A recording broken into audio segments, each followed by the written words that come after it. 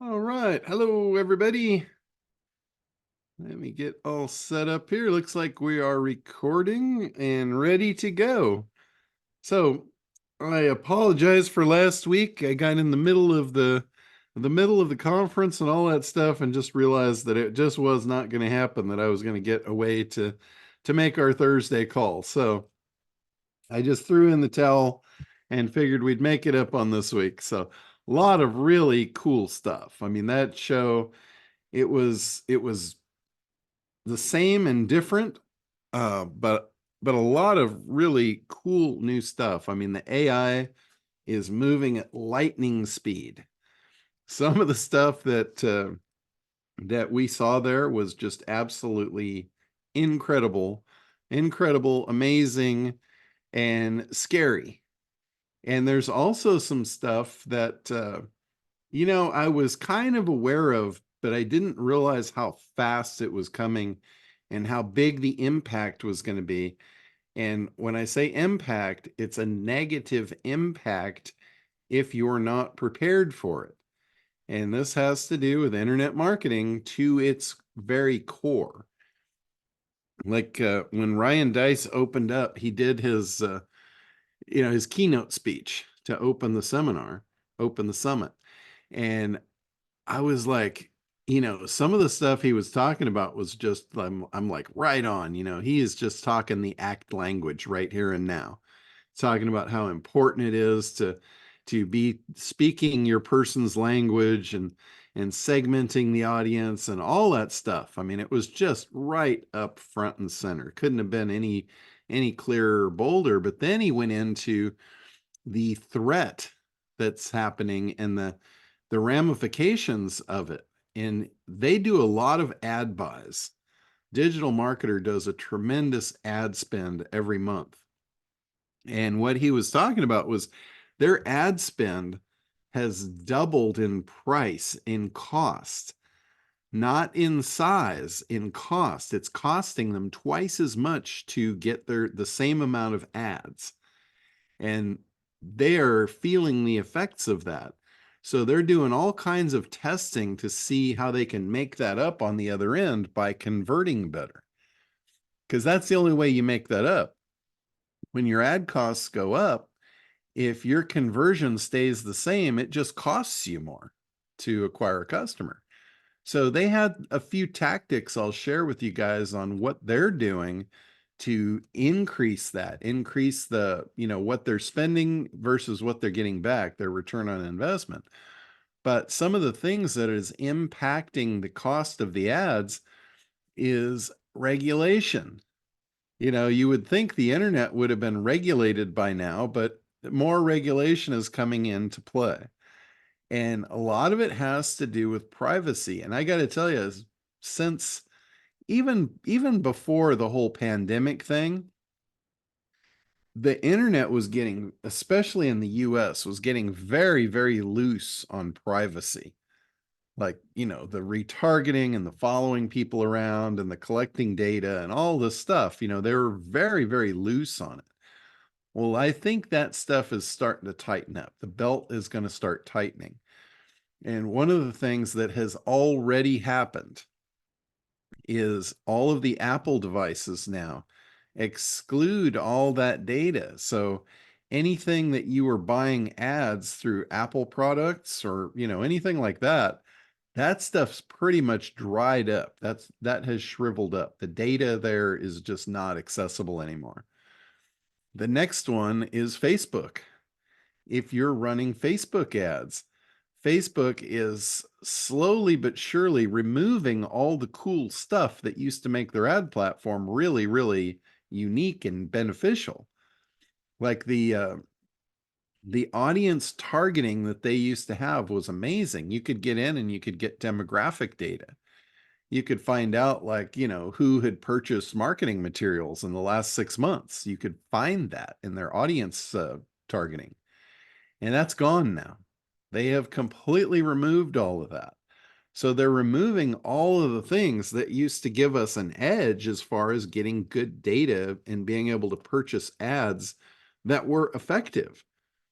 So now you got to be more generic with your ads. And the final one, and this is like, I am watching the whole audience as they're hearing this stuff, and they're just like sinking in their seats. They're just cringing like, oh my God, this is horrible. And then they laid on top the really bad one. Google is now dropping all their cookies. So that is huge. I mean, that's going to affect the whole retargeting industry. If cookies go out the window, retargeting is going to get really, really difficult. So there is a lot. Those three big things coming down is just ugly. And some of you have gotten recent notices of a fourth thing that is coming down the pipe coming February 1st. And this has to do with your email, getting your email through systems. Now, for a long time, forever, there has always been email deliverability issues. But February 1st, it's going to get a whole lot worse. There's particular records. You know, a lot of you aren't familiar with DNS. DNS is domain name serving. It's like how things are routed on the internet. And you've got these different records in there that, like, there's IP records that tells the internet where your website sits, where it's hosted, where your email sits, where the email's hosted, where your DNS records sit, where that is hosted. So it's like a routing. It's a big global routing system that tells all the computers out there where everything lives. That's called DNS. So when you buy a domain and then you get a hosting account, you have to point the name servers to that hosting account. That is DNS. So it's the routing system of how everything is found. All the records online are found. So when you go to type in someone's URL in your browser, it's the domain name service, that DNS, that tells it where to go to look for it. So there are multiple records in DNS that have to do with email deliverability. And a lot of people never installed those records. So basically, without those records in place in your DNS, if you try and send mail as of February 1st, which is right around the corner, that's a couple weeks away, if you do not have these records, Google Mail, Gmail, which you know how many Gmail addresses there are out there. If you try and send a message to a Gmail address and you don't have these records in place, Gmail is going to say, nope, you cannot come through our doors anymore. We don't trust you. So the three records that you need as far as the DNS for email deliverability, the first one is called an SPF record. This is basically a sender policy framework. So it basically just tells the other system this is a real email address. The next one is DKIM. That stands for Domain Keys Identified Mail. So this is like a verification that this email belongs to you and it's not being spoofed. So if a mail comes through, a lot of mail comes through spoofed. And especially if you're using third-party programs to send your mail, like let's say you're using Kartra or SendGrid or Aweber or any of these, and you're using your own domain email, it's basically spoofing through there unless you have one of these DKIM records in there. And the other one is DMARC, DMARC, and that's Domain Message Authentication Reporting Conformance. That's a mouthful. And again, it's just another way that people on the other end can verify that this is a real email address and it's not someone that has just hijacked mail to send out spam. Because there's a lot of that. There is a ton of hijacked mail going on the internet that you're receiving spam. I know you guys probably receive plenty of spam in your own mailbox and you've seen it. Sometimes it looks like it actually came from you And you're like, how did this happen? I get this question all the time because I host so many people's websites, and they're like, how can these people be using my email to send mail? And I'm like, it's not really doing that. It's spoofing it. So these records are going to, I'm not going to say they're going to eliminate that, but they're going to cut it down by a whole bunch. And they've been around forever. I mean, these records have been in existence for 20 years plus. It's just no one was really using them. They weren't being adopted. Now they're going to be forced. So you got a lot of stuff going against you as far as, operating online and running your business successfully. Getting mail delivered is going to be a challenge come February 1st. Buying ad space or buying, ads, basically buying traffic, is getting increasingly more difficult to target your traffic. With Google wiping out cookies, retargeting is going to be an issue. And as I'm hearing this, like I am in the summit listening to this actively, and I'm like, on one hand, I'm like, oh shit, this is bad. This is really bad. And then on the other hand, I'm thinking, oh my God, this is really good for acquisition air because it gets around all of that crap. It's like we're able to buy leads right out of search without any of that. So there was that glimmer of light on the horizon for me, at least. Most of the people in the audience didn't have that until they came to our booth and talked to us about it. But they could clearly see how good this traffic channel is going to be. So for a lot of you that are hosted with me, I've been taking care of these records for you for a very long time. So most people that are hosted with me, these records have been in existence since you've been hosted with me. But here's a new caveat to this. All of you that are using Kartra or any kind of third-party program where you send mail using your email address, you need to add additional records in there. Like Kartra, I didn't realize this until I started generating the records for my Kartra customers. Kartra is actually using SendGrid to send all of their mail. That's why they're integrated with it. So I went in there to generate the records, and I'm like, this is kind of odd. They're just giving me the SendGrid records. And then I realized Kartra itself is using SendGrid to send all of its mail. So that was, and that's not a bad thing. Kartra is using them for their email deliverability. So that's pretty cool. But if you have a Kartra account, you need to go in and you need to generate these records and send them to your host. Your host will be able to add the DNS records for you if you don't know how to do it. And any legitimate host is going to do this. I have not tried this or had anybody's feedback yet on some of the cheaper hosts out there. I don't know if they're going to be very good at supporting this. But, like the Bluehost, where they've got a gazillion internet marketers with a gazillion sites under each account, they might just be totally overrun with this and not even be able to deal with it. I don't know. But anyway, your DNS records is where the stuff needs to get added.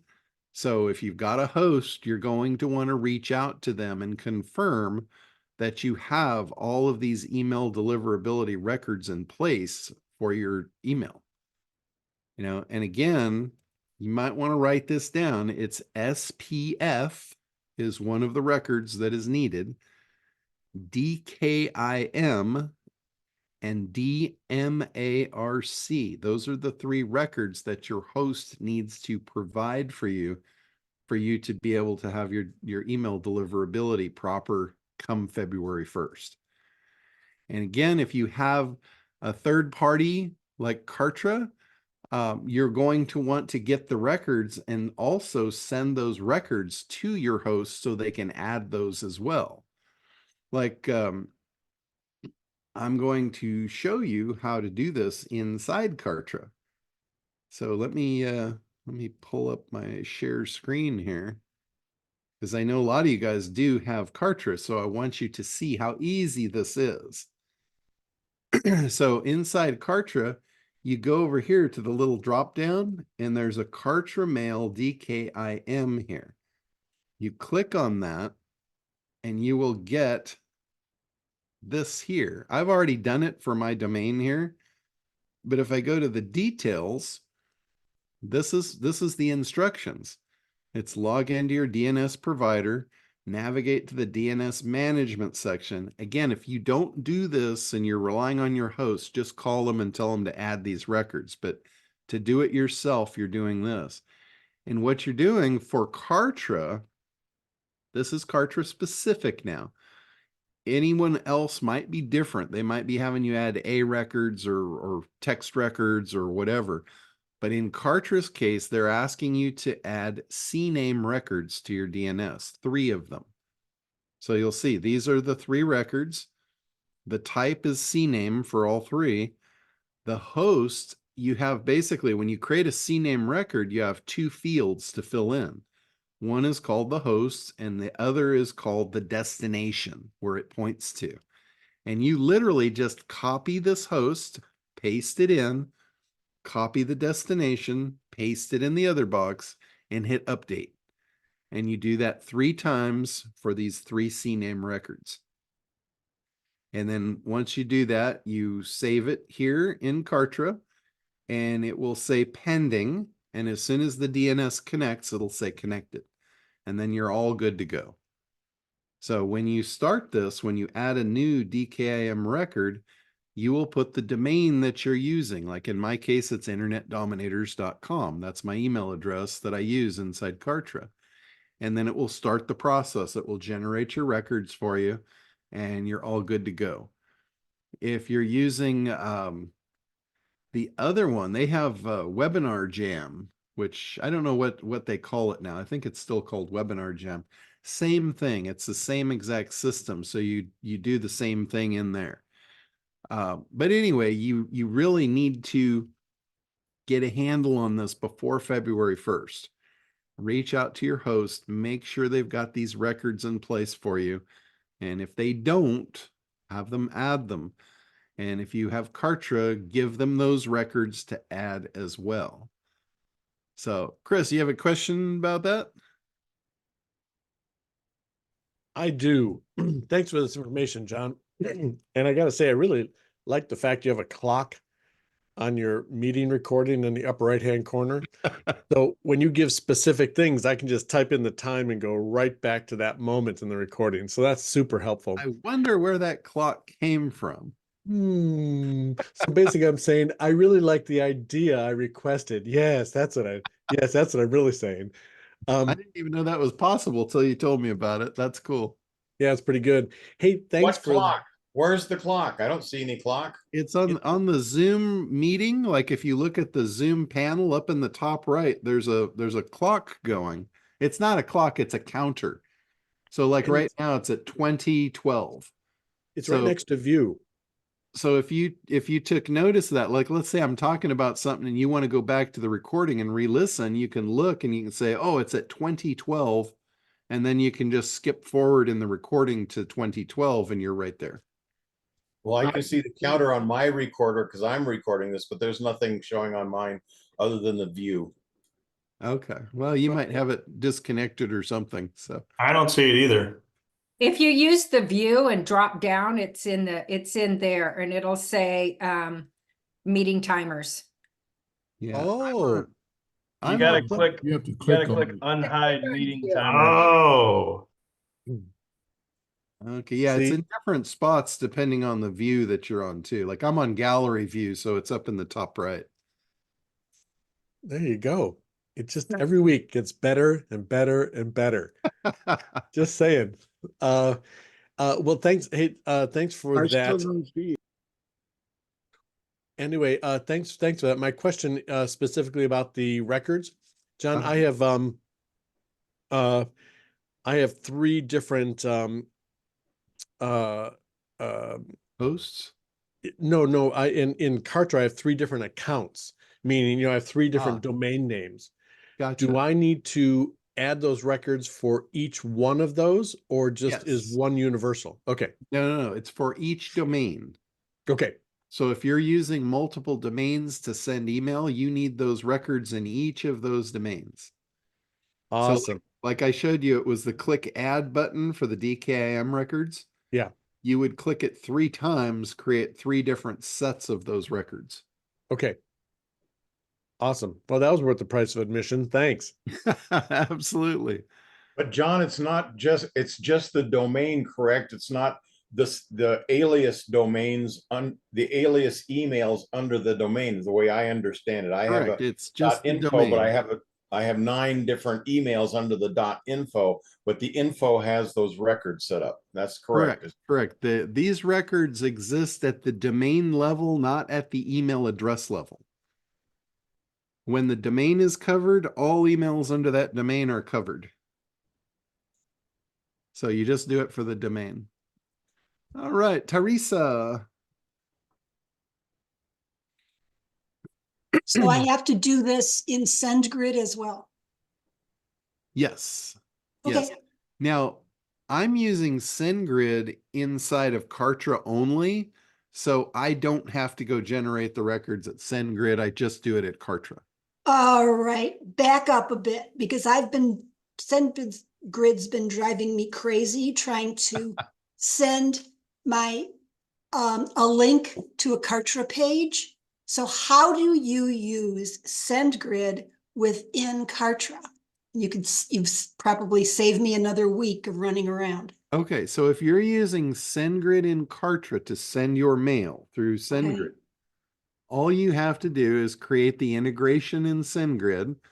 You put your API key from SendGrid in that integration when you set it up, and then that's really it. You are now connected to SendGrid. So inside Kartra, when you go to set up a mail, like let's say you're gonna send a broadcast, or you're setting up a sequence and you're creating an email. When it comes to the tab where it says the sender, I believe, you select if you want Kartra mail or SendGrid. That's all there is to it. If you select SendGrid, Kartra is doing all the configuration for you to use SendGrid to send that mail. Okay, except I still have to do the You- DKIM Yes, you have to in do that. Send. You have to do that in Kartra if you're using Kartra. If you're logging into SendGrid and you're creating campaigns inside SendGrid and you're using SendGrid directly, then you need to do it there. But if you're not, if you're just using Kartra, use the Kartra, you're good to go. Okay, so Kartra's taken care of Yes. changing all those things within their integration Correct. with SendGrid.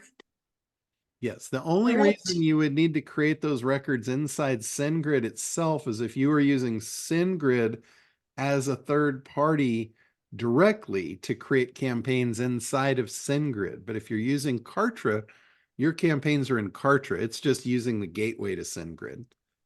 Okay, because So you it's- scared me when you said Kartra will bounce a whole bunch of emails if I use the acquisition error emails.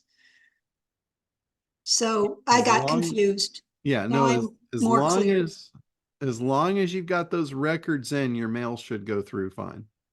Okay, can I ask another question? Sure. About changing CNAMEs and activating a URL that is hosted by GoDaddy? Yes. I noticed in your tutorials, you always set up a subdomain as opposed to a main domain. For what? What are you referring to specifically? When you're just at the very beginning, setting up the URL and trying, setting up a new URL in Kartra. Okay, And you have to go to the domain hosting company and change the CNAME, the DNS stuff.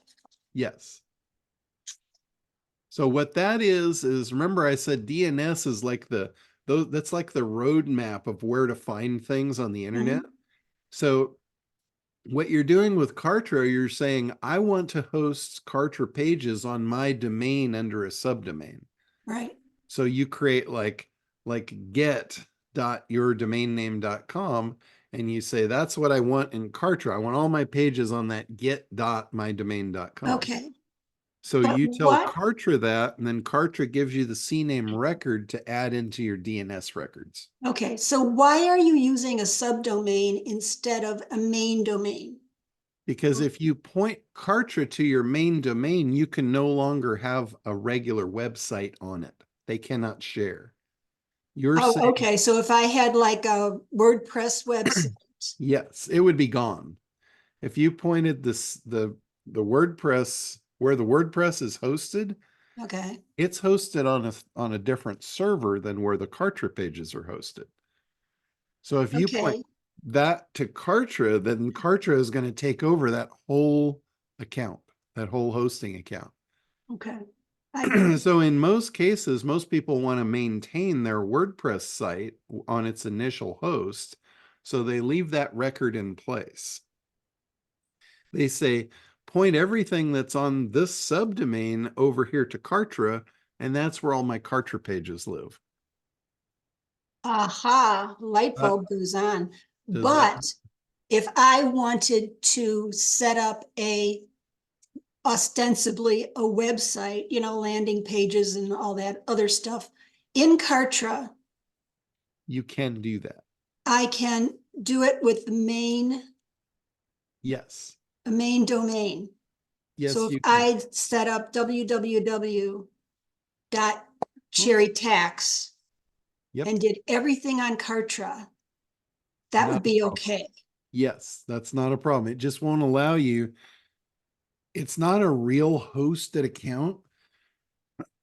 So like, it's not going to give you FTP access. It's not going to allow you to install programs or anything like that. It's just your Kartra pages alone. Yeah. So it's like a pseudo hosting account. Okay. It's hosting Now, only your Kartra pages. could I set up a subdomain as well using the same URL? So Yes. like You can have getcherrytax.com? Yes, you can have as many subdomains as you want. When you own the main domain, you own it. You can have as many subdomains and email addresses as you want under that domain. Okay, so if you're setting up a whole group of pages, you can go into that, I forgot what it's called, my domains under my profile. And I can just designate these pages go to, I don't know, Yeah, you can. www.cherrytax or trust.cherrytax or send money to cherrytax. You could do that. Absolutely. Okay. All You can right. also have different domains as well. Yeah. So you can, however many domains Kartra allows. So for a practical application where most people would do this is, let's say they have got Kartra running, and let's say they've got QuickBooks running, and they run their business accounting on QuickBooks, and they want their QuickBooks online, but under their own domain. So they would set up a CNAME that says billing.mydomain.com, and that points over to QuickBooks.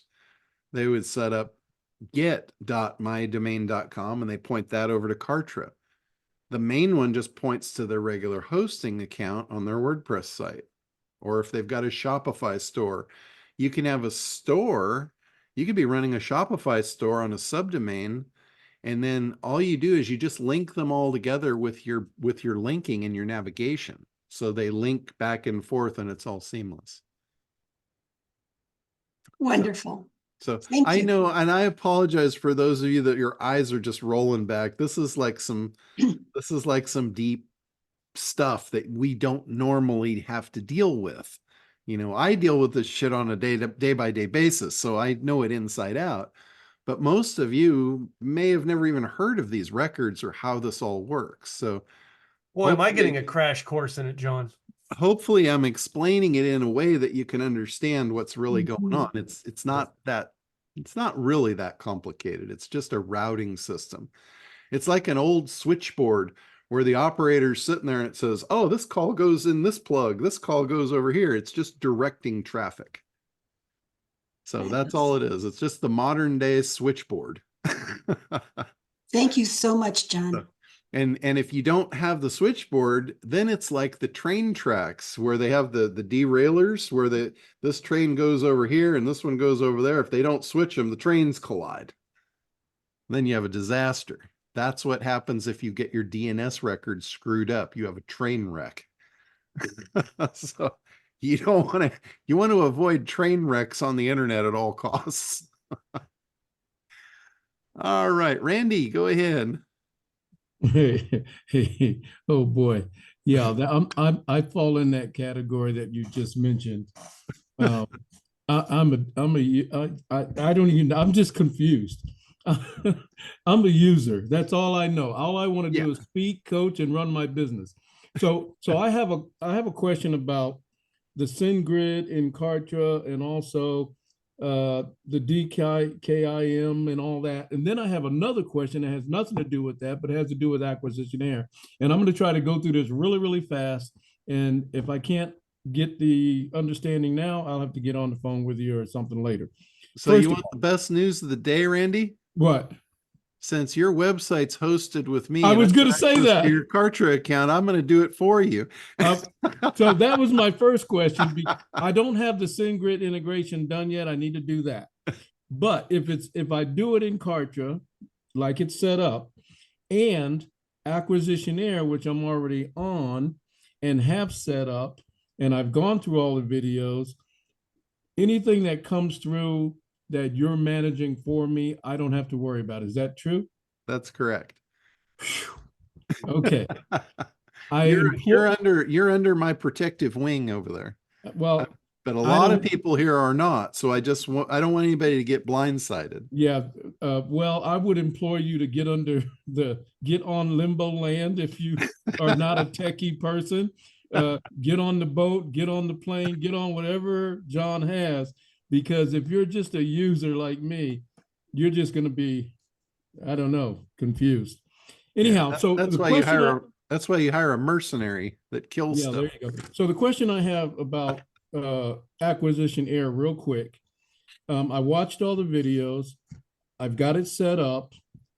So here's the process, but I'm not sure if you could confirm it. It's my understanding that to send a lot of emails, I've got to integrate with SendGrid, and I can do that by connecting in Kartra. Is that correct? Yes, and here's the other exciting news about acquisitionaire and Kartra. I have my guys now building the bridge to integrate that. So very soon we will be able to take those leads and pipe them right into Kartra, and then have an auto sequence in Kartra email those leads for you. That's right around the corner.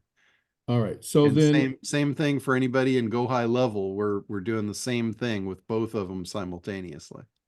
Awesome. So then that skips that next question. So then the next thing in my mind is, so once that's all done, once that's all done, is it correct that we need to develop a funnel? So I'm not there yet, but if I hire someone to develop a funnel, let's say it's for a coaching program, a specific type of coaching program, and I have a funnel that's created for Kartra that it can be deployed into Kartra. Is that the next step?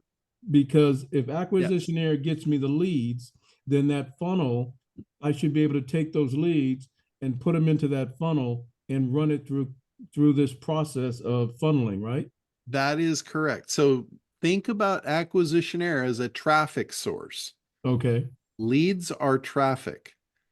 That's like a paid traffic source. So remember, back to ACT, traffic is on the end of the program.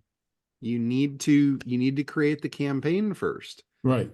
If you're buying leads and you don't have the campaign created, you're just going to spin your wheels. Right. So you might get some sales, but it's not going to be effective. Right. So all I did was get on your platform. Now it's time to go back to the other end and get the funnel created and all that. Yes, correct. So got it. And even you don't have to have the whole funnel done. you can use Acquisition just to build a mailing list. And I Yeah. want to do that too. It's expensive because you're putting money out to generate leads and you're not getting any money in because you're not selling anything to them yet, but you are building your list. Got it.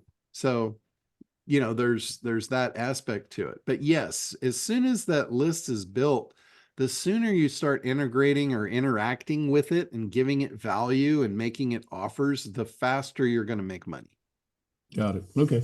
And if you let it go too cold, then you got a problem because they're not going to remember you and they're not going to interact with you. Sure. You got to keep them warm. Got it. That's Okay. where Kartra is absolutely beautiful because it has sequences. You can just set it up and walk away.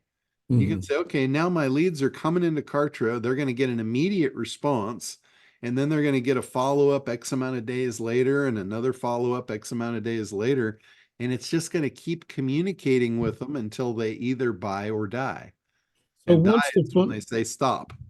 so John, once the funnel is set up in Kartra, how do you connect the two so that the funnel is interacting with the traffic? Okay, so when a lead comes in, the lead is going to go into your Google Doc. We're going to have that pipe over in an integration into Kartra where it creates a lead in Kartra and it puts a tag. We're going to use the tag that is the campaign name. Okay. So if you create a campaign in Acquisition, that is going to become your tag when we send it over to Kartra or Go High Level or wherever we send it. Okay. So based on that tag now can fire an automation that says, drop this lead into this sequence. Got it. Okay. And then this sequence says, okay, send them a mail immediately, send them another follow-up email 2 days from now, or whenever you designate that. And it can go endless. A follow-up sequence can go endlessly. Now, to get really complicated, to just throw some real smoke on the fire here, as that sequence is going, you would want another automation for an action that is taken. Like, let's say they're going through your prospecting sequence and you're trying to sell them a product. The further down the sequence you go, you might give them a discount to incentivize them to make the purchase. If they've already made the purchase, that's going to throw a big wrench in your works. So when they make the purchase, you want an automation to say, stop this sequence now. And then you want another automation that says, add them to this sequence now. So they just became a customer. They came in as a lead. You nurtured them, you made them an offer, and they became a customer. So you don't want to treat them as a prospect anymore. So that's where that automation to stop the prospecting sequence and move them into the customer sequence. Because now, as a customer, you want to deliver. You want to deliver on the goods that you just sold them, and you want to warm them up for the next sale. And again, as soon as they make that next sale, you do the same thing. You take them out of that sequence and you put them into the next sales sequence. So, and that next sales sequence could be anything that makes sense for that customer, that client. Yes. So that's why they come in and they're tagged, because you know what they're interested in. You're going to try and fulfill on a timeline. And as we know, when you deliver one timeline, it creates a new one. Right. So you have a new sequence for the next timeline and the next timeline. And you can literally do this to the umpteenth degree. Like if you look at one of Frank Kern's sequences, it might have 50 different sequences with if this, then that. If they do this, then we're going to do that. If they don't do that, then we're going to do this. They're all over the place. I'm not going to say they're complicated, because they're not. It's just an if-then system. It's like, if they do this, or if they don't do this, then we're going to do that.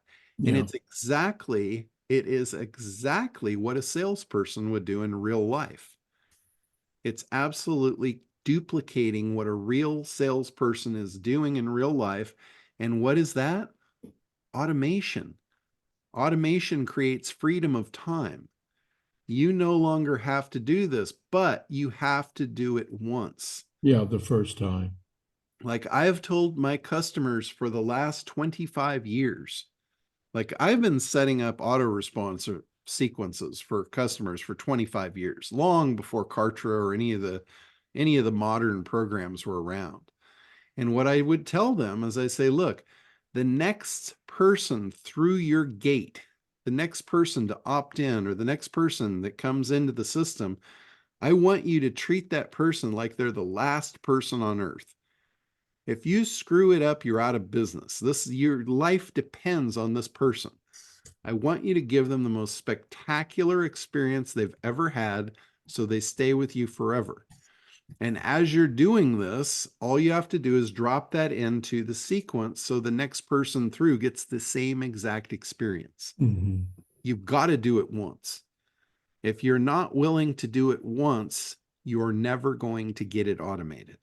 So that's the thing is yeah, I got you. You will be doomed to be doing it manually for the rest of your life. And I don't want to do that. I got you. If you do not do this, you will be doomed to do it manually for the rest of your life. I hope you guys heard that. I said it twice. It was important. Automate, automate, automate. Yes. Okay. Yes. And it's not that difficult. I guarantee you, if you're going to do it once, the difference between doing it for the rest of your life and dropping it into a sequence is just that. You drop it in once and you'll never have to do it again. It's not that difficult. And I know many people, John, on the call who are on someone's sequences that he does not have, or shall I say, they do not have the automation put in, where you keep getting the repeat email saying, hey, come to my thing for the first time, even though you were in his high-end membership. Mhm. Yeah. Won't mention names, but some of you know who I'm talking about. There's a lot of them that it's common. Yeah. It's Frank Kern, I always watched Frank because Frank really has it down. All right. Yes. And I noticed, you too. It's why I'm in this here. That is important. So the customer who just paid you $25,000 is still not getting the brand new lead generation.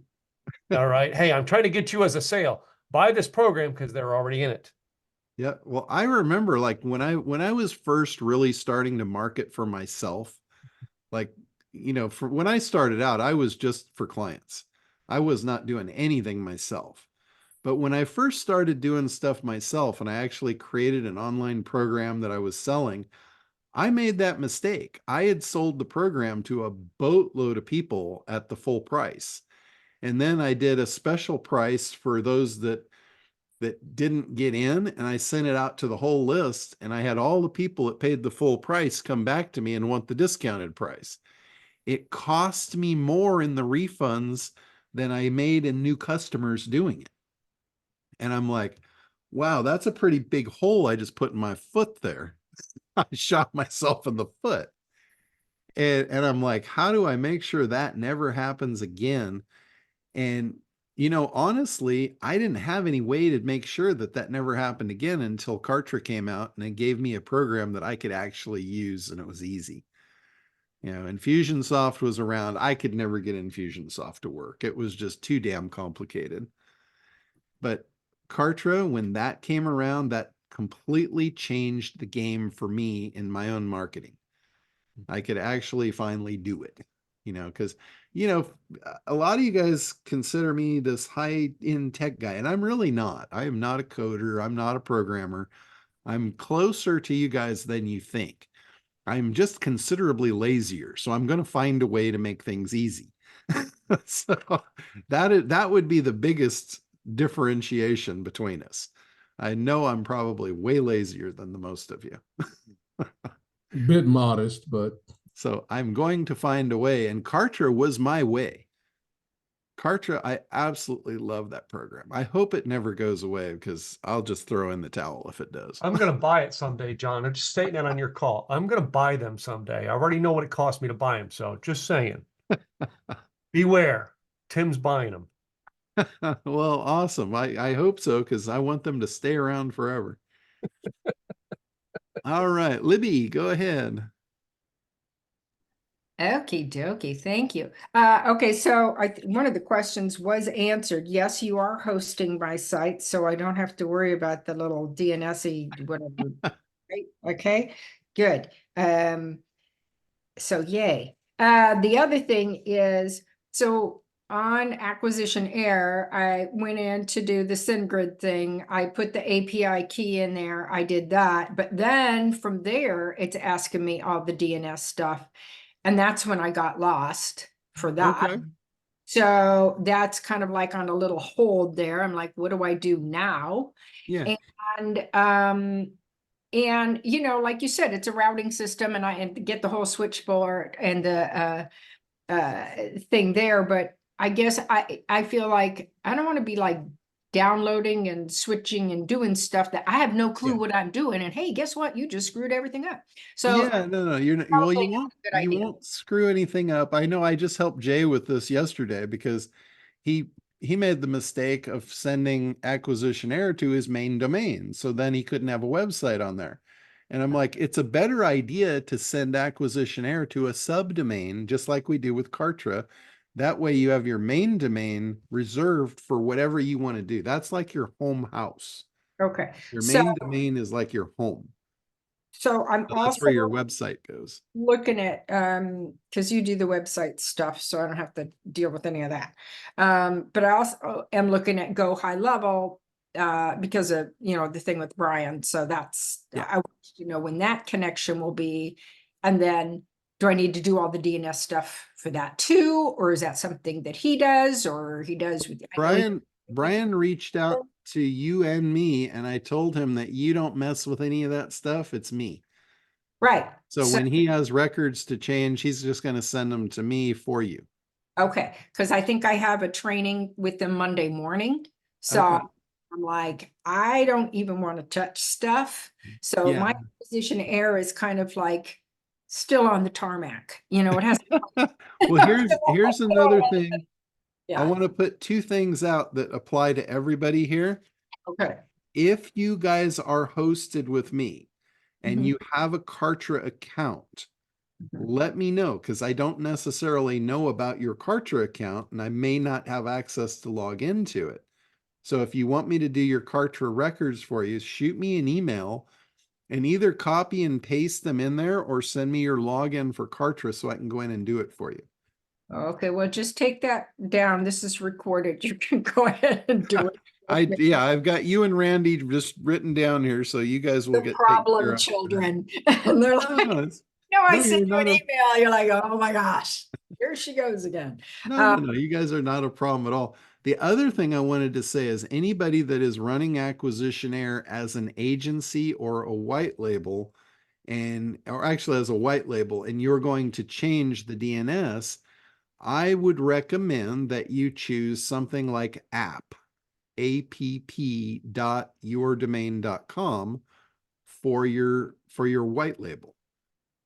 That way you can have a forward-facing website to do your promotions, send your customers, send your prospects, get people to opt in.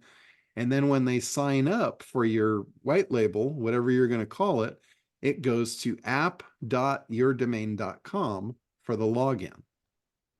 That would be my personal recommendation. A lot of big companies do that. It's a standard practice.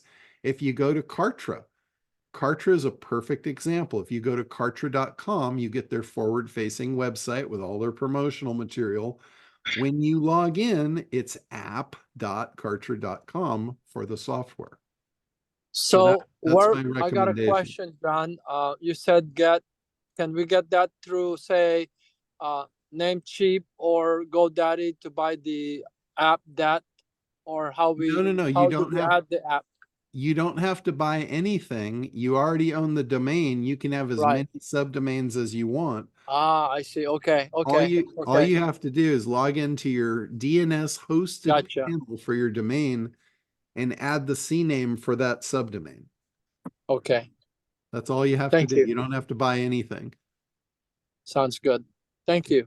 Absolutely. So did that answer everything for you, Libby? I think so. And then I did get your email and back, and I think it would probably be easiest if I just do you a little video so that you can send that on. Is to have- that for the mobile site? Yeah, yeah, it's just, Oh, I I mean, already tasked my team with that. I told them, go look at your mobile site and figure it out. yeah, thank you, because I'm like, this cannot be rocket science, because I went on Fiverr and they said, this is too small of a job for us to do. You'll have to choose somebody else. Okay. Yeah, no, that's fine. We'll take care of that for you. Okay, cool. So I can just like not worry about that now. Yep. Thank you. Okay, I'm happy. Thank you. Yeah. All right, Gwen, go ahead. Okay, so Randy, I think or Randy's question answered one of them, which was sending the, using the Kartra to do the leads for Okay. AA. So I think that was helpful. Now I'm trying to track in with this. I went ahead and bought the URL for my white label, and I'm trying to decide if I want that as like a separate website or tie it into my current website that we're rebuilding, and just have it like a If URL. I were you, I would do, I wouldn't like create a whole new company or a whole new domain on that. I would do app.visioninterface.com. Okay. And that would be your white label. Now, if you wanted to create another domain and forward that to a page in your vision interface that's about this, just for marketing purposes, like if you were going to speak on a stage and you didn't want them to go to, visioninterface.com/ something or other, just say go to this.com and it just automatically forwards there. And it'll just go to like a page on my vision interface site. Yes, correct. And then the app would be underneath that as a subdomain to get them into the acquisition error. Correct. Login. So when they create account or log into their account, they're on app.visioninterface.com.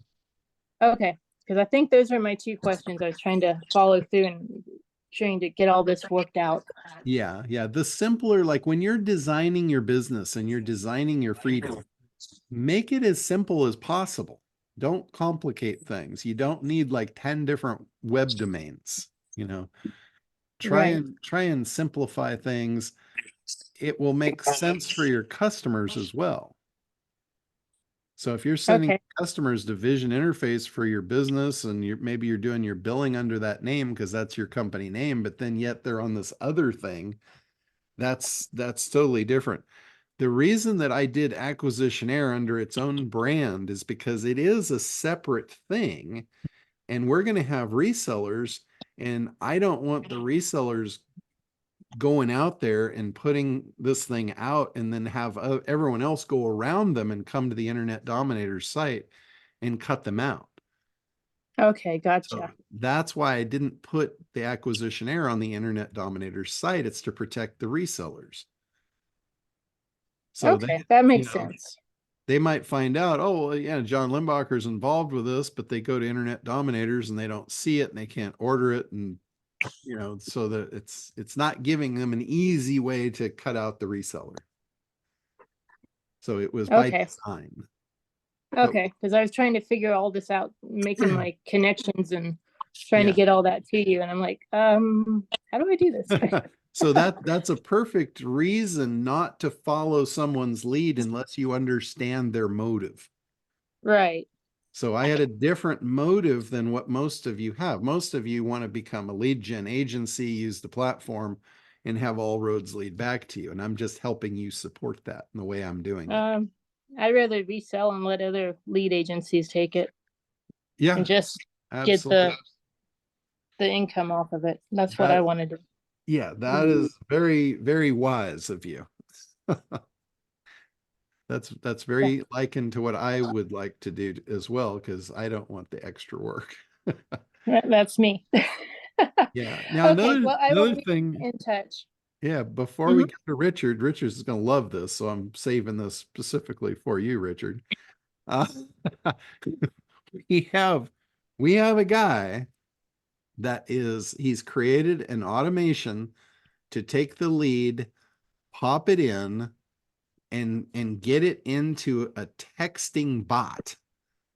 And he's had really, really good success getting the texting bot to communicate and create a relationship with the prospect to lead them to a sale. So at some point I'm going to have him come on or I'll probably do a Zoom with him next week, and then we'll record it so I can show you guys what he's doing. He's adding automated bots into this thing to really automate the sales process. So it's really, really cool. And I know Richard's going to like that. So That's with cool. with that said, let's go to Richard's question. Got to turn all the mics on here. Here we go. Yeah. First off, thank you, John. I appreciate that. I know about all these DMARC stuff and that sort of thing when I was trying to get email working a while back, and it took weeks to sort this stuff out without your program behind it and a willingness to do it. I didn't even know that I had to set up different DMARC records for Kartra. So that's new. You're going to be getting an email from me later today to set up the Kartra thing. I didn't even know Kartra needed them. But anyway, starting to get some activity going. One of the things that I'm running into frequently is people's, John, there's a real problem when you say, hey, would you like some rainbows and unicorns? And people go, yeah, right. And it's like, no, really, I know this has never existed before in all of mankind, but yeah. And so they go into these deep conversations about, okay, but what about, and they talk about the European thing, which doesn't apply because we're in the US, but apparently California and stuff. He says, how do you know you can send them emails if they haven't opted in to you? And I said, well, we have marketing partners. They've already raised their hands and, opted in to receive, marketing materials. But how do you know they didn't log in? They didn't opt in for you. And could you help me with that discussion? In other words, how do we know, or what kind of validation can we give them to know that it's okay to email these people and you're not going to be crossing the can spam? And I'll Yeah, no, that's as a footnote, as long as you're sending out an email with an unsubscribe list, I don't know why anybody be pissed off, but okay. That's So not the question. Before I got the pitch down at Traffic and Conversion at the booth, I was getting a lot of that. Once I got the pitch down, that disappeared. So then the pitch, I actually made a video. I'm going to show you guys the video that I created for this. And then I took that video. Actually, let me show you the video first. I'm going to show you guys the video first that was created. And by the way, this video is available for any of you guys to use. It's generic. I created it within video, and I basically created it for all of the resellers to use. So it's like a 2-minute video that totally uses the pre-targeting as the industry. But here it is, the future of lead gen. Ever pondered the idea of channeling a steady stream of ready-to-purchase customers straight to your website? Well, that's no longer a distant dream. Our new AI technology called pre-targeting does just that. It is the future of lead generation. Pre-targeting harnesses the power of artificial intelligence to monitor search across the entire internet, pinpointing buyers with real purchase intent. The moment it detects a user searching for your selected keywords, the tracking begins. The AI then observes their online behavior. Once they begin engaging with related content, it tags them as a qualified high-intent lead. But we don't stop there. We engage comprehensive data repositories to capture and verify their contact information and ensure they've consented to receive web-based communications. Once they have passed our strict verification process, we send their information directly to you in real time. Their email, contact info, and interests can be instantly imported into your CRM. This allows you to reach out without delay, with crystal clear insights into their desires. Timing is everything when following up on people searching for solutions in real time. If you don't have a follow-up system in place, don't worry. We've integrated SendGrid, an automated response tool that sends an email the moment a lead is captured. This ensures immediate engagement, which vastly improves your chances of converting them into loyal customers. Say goodbye to the painful unpredictability of SEO and the frustration of costly ads. Say hello to pre-targeting qualified high-interest lead generation, which will transform your client acquisition. These leads aren't just warm, they're at the height of their buying journey. So picture this, you're now in full command of your market share. You're in total control of your lead flow. Turn it on, turn it off, turn it up, or turn it down. Just ask yourself, how many leads do I want today? Are you ready to dominate your market, leaving competitors gasping for air? Sounds like it's time for you to step into the future with pre-targeting. So that's in 2 minutes, and that that eliminates that do we have permission? Now in the booth, I actually cut that presentation down to about 30 seconds. And the way I did that was when somebody asked what we do, I said, we monitor search across the entire internet looking for your keywords. When somebody starts typing in your keywords, we follow them to make sure they're an actual qualified prospect. Once we've identified that by them consuming 2 pieces of content, we go out to a data repository and we actually buy their contact information and ship it to you in real time for under $2. And I think that was under 30 seconds even. I got it down to that succinct. And boy, did it ever land. It eliminated almost every question that we're getting before I got it dialed in. Hey, John, Yes, go ahead, Randy. where's that video? Because we don't have to be actually resellers. We could actually use our link when we're trying Correct. to lead somebody to you. So where's that video? That is correct. I'm going to tell you right where to find it. It's called the chat window. And I'm going to plug it in here for you. And it is downloadable. If you want to download it, like if you have a Kartra account, you can download it and put it in your Kartra account and then put it into your pages, or you can embed it or whatever you want to do with it. So that's the link to that video. Yeah, that helps a lot because I just turned someone on to it with my link, and they're not ready yet, but they said they would be after they get done suffering through the lead gen that they already paid for. Yeah, yeah. And that video also, if you can't find it later, it's on the acquisitionair.com website. Oh, okay. So Got it. I put it right on there. It makes no mention of Acquisition Air at all. It's just a generic, here's how it works video. So really, really cool. All right, Mr. Chris. He got to see that pitch formulated and delivered in real time, by the way.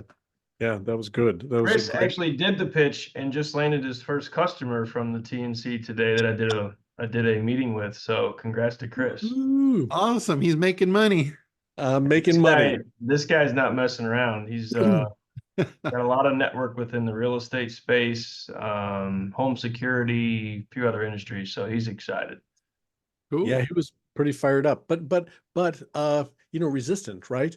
You know, again, it's like you're selling, like I think it was Richard or someone brought up, you know, we're selling magic beans, and but given the right response, as John has just showed and stated, you know, it people want to believe, and anyway, so that's that. But here's the other thing: there's no risk, there's no contracts. Anyway, I'm going on, but okay, I have a few questions. Just to, I understand if someone has a WordPress site as their main domain, they can use Kartra as a subdomain. My question is, can you reverse engineer that? If I have I have a Kartra, my Kartra account is the main domain. But if one day I wanted to have a WordPress site, could I reverse engineer that and put a WordPress site on a subdomain? Yes, absolutely. Okay, that's great. That's the beauty of DNS. You can point anything, anywhere, anytime. The beauty of DNS. I don't think those words have been uttered on this webcast or on this broadcast by any of the participants.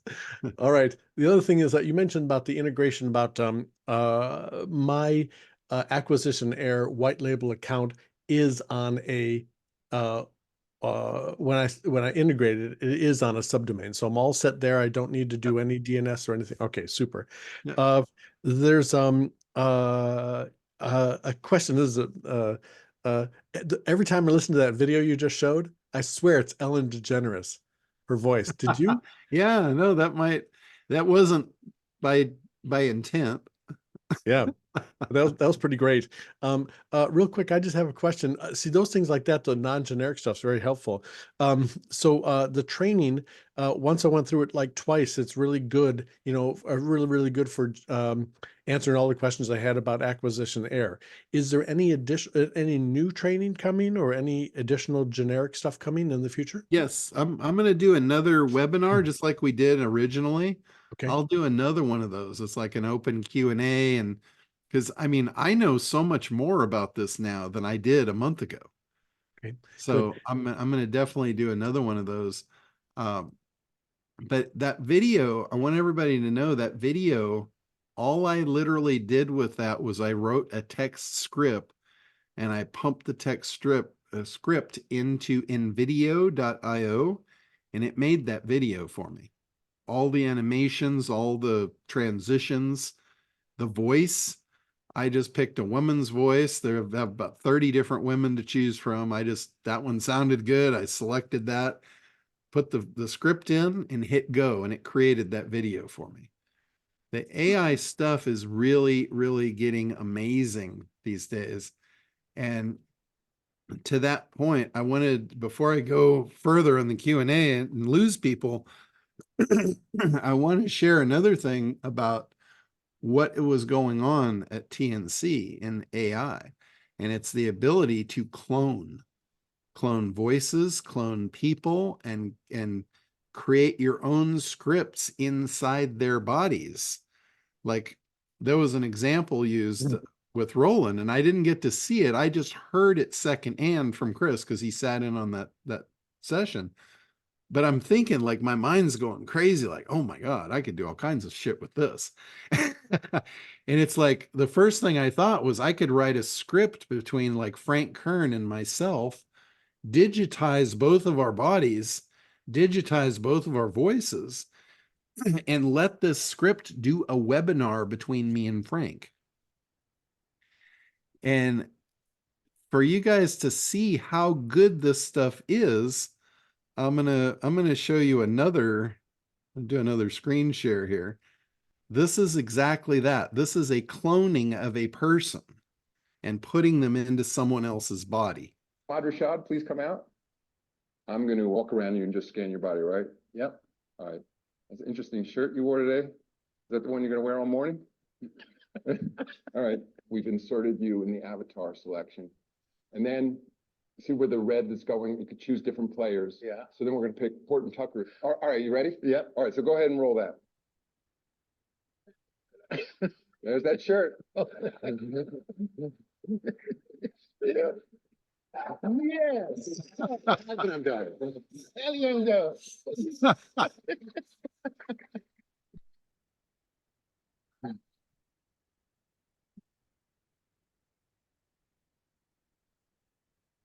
Where'd you get the idea to stick your tongue out like that? Somebody copied me, you know.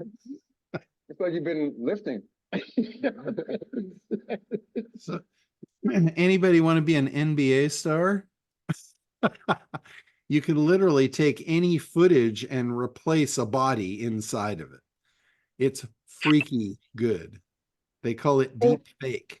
The technology is called deep fake. Hey, John. Frank just did a webinar doing just that. He had his digital persona and his digital voice, and that's what he was talking about. Yeah, it's incredible technology. So I'll probably do a webinar specifically on that for people that want to learn about it. What I'm doing right now is I'm building a chat widget for Acquisition Air it's an AI chat widget that is going to have all of our Q&A and all of our training and everything built into it to train it. So literally you'll pull up the chat window, and instead of going in and creating a ticket, you'll ask your question and the chat bot will answer you based on all of our internal documents. And if it comes up with something that it can't answer, it'll send us a text and say, how would you like me to answer this? Then it will answer it, and it will know that forever. So you can use these things to support your products. You can even use them to coach. Like you can have the bot coach your customers for you using all of your internal documentation. Like I could pipe in the entire ACT program and my bot would know and understand ACT to the deepest level. And it would fill in blanks using other AI to make it even better than I could ever be. And that bot could interact with all the ACT customers to answer questions 24/7. And again, that's back to I have to do it once. I got to do the work once, but then I walk away. And it could literally be me answering the questions and I'm off on the beach somewhere.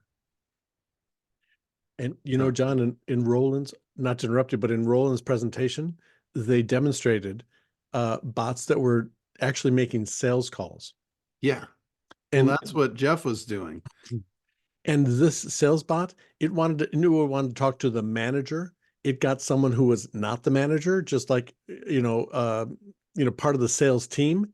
Yeah. And this bot got the person who picked up the phone. It got him to convinced him that he really needs to talk to the manager. And it got him to then say, yeah, let me connect you with the manager. So it just wasn't answering questions. It manipulated the guy to him saying, yeah, you really should talk to the manager, and then to the manager and then asked all his questions and then set up an appointment, whatever the bot's objective was, it was like to set up an appointment and this. So it went through the whole process. And so I thought that was really clever, the way it got someone to, it just didn't respond to questions. It had an agenda and it got there. Anyway, I have one last question if you get a chance. All right. Let me come back to you after Lily here. Okay. Hit Lily, Jim, and Jay, and then I'll get back to you. Lily, go ahead. Hey, can you hear me okay? Yep. Okay, good. So let me just adjust this video as well. There you are. Hey, nice to see you, John, and everyone on the call. Okay, so I have this little dilemma, I guess. And I was wondering what you would advise me to do because remember Lorenzo, the guy that helps us with setting up our system so that we have websites and emails and marketing campaigns. That's what I needed to get, ready for Acquisition Air. And so I was in communication with him last month, but then it we both got steered off the wrong path because he recommended me to watch a webinar. This company called FlowChat. I'm not sure if you've heard of them. Okay, I've heard of it, but I'm not familiar with it. Okay, so they're like a DM automation software company, and it sounded great. Their webinar sounded amazing as far as like reaching people on your social media platforms to create leads. And so I went ahead and bought the package, not thinking about the fact that I still didn't have my systems in place. Yes. And so within 5 days, I called him and I was like, oh my gosh, I don't think I'm ready for this, for all of the, to generate these leads. That I already have another lead gen system I was going to use. Could I cancel? And they denied me. And it was a hefty price. It's $3,000 to utilize their annual package. And they don't have any like refund policy or trial, they probably should. I mean, they should. I don't really like to encourage this, but I think in that case, if you get back to them and you just say, hey, this is not what I thought it was, this is not going to do what I need it to do, I need to cancel this. You should have a grace period with that. And if they don't have a grace period in their company, you have the protection of Visa, MasterCard, which will cover your grace period.